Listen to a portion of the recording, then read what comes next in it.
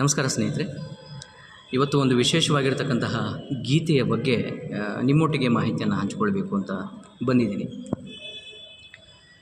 ಸಾಮಾನ್ಯವಾಗಿ ಈ ಹಿಂದೆ ಅಂದರೆ 80-70ರ ದಶಕದಲ್ಲಿ ಒಂದು ಸಾಂಗ್ ರೆಕಾರ್ಡಿಂಗ್ ಆಗಬೇಕು ಅಂದರೆ ಕಂಪಲ್ಸರಿ ಅಲ್ಲಿ ಮ್ಯೂಸಿಕ್ ಡೈರೆಕ್ಟರ್, ಆಮೇಲೆ ಸಿಂಗರ್ಸು, ಲೇಡಿ ಸಿಂಗರು, ಆಮೇಲೆ ಈ ಜೆಂಟ್ಸ್ ಸಿಂಗರು, ಗಾಯಕಿ, ಆಮೇಲೆ ಈ ಮ್ಯೂಜಿಷಿಯನ್ಸು ಎಲ್ಲರೂ ಕೂಡ ಅಂದರೆ ಈ ತಬಲಾ, ಸಿತಾರು, ಪ್ಯಾಡು, ಡೋಲಕ್ಕು ಎಲ್ಲ ಸ್ಟುಡಿಯೋ ಸೆಟಪ್ಪು ಮತ್ತು ಎಲ್ಲ ಆರ್ಟಿಸ್ಟ್ಗಳು ಇರಬೇಕಾಗಿತ್ತು. ಆದರೆ ಕಾಲ ಬದಲಾಗ್ತಾ ಹೋದಂಗೆ ಈಗ ಒಬ್ಬೊಬ್ಬರನ್ನೇ ಕರೆಸಿ ಆ ಪಾರ್ಟನ್ನು ರೆಕಾರ್ಡಿಂಗ್ ಮಾಡಿಟ್ಕೊಂಡು ಆಮೇಲೆ ಅದನ್ನು ಫೈನ್ ಟ್ಯೂನಿಂಗ್ ಮಾಡಿಕೊಂಡು ಈ ಟ್ರ್ಯಾಕ್ ರೆಡಿ ಮಾಡ್ಕೊಳ್ಳೋವಂಥ ಸಿಸ್ಟಮ್ ರೆಡಿ ಆಯಿತು.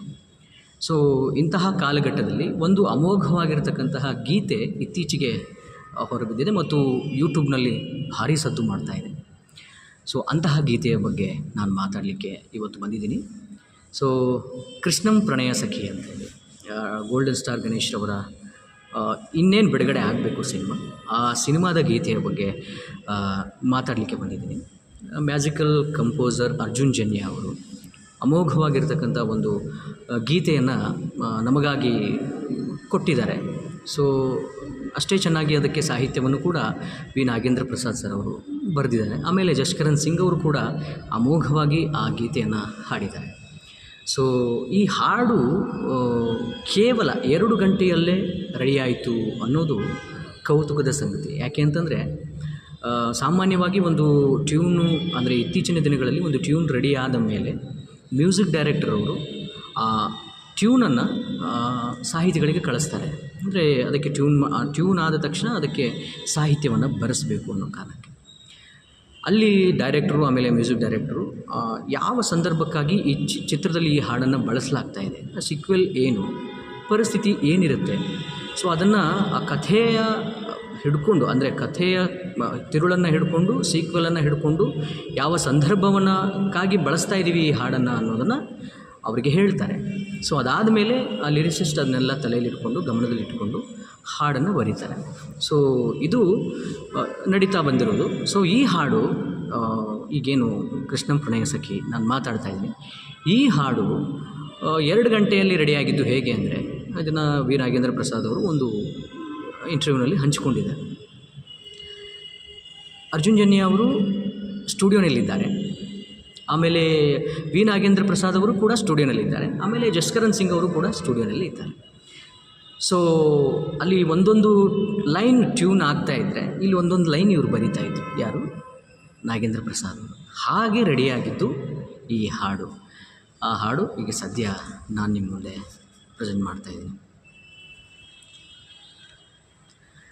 ದ್ವಾಪರ ದಾಟುತ್ತಾ ನನ್ನನ್ನೇ ನೋಡಲು, ನನ್ನನ್ನೇ ಸೇರಲು ಬಂದ ರಾಧಿಕೆ,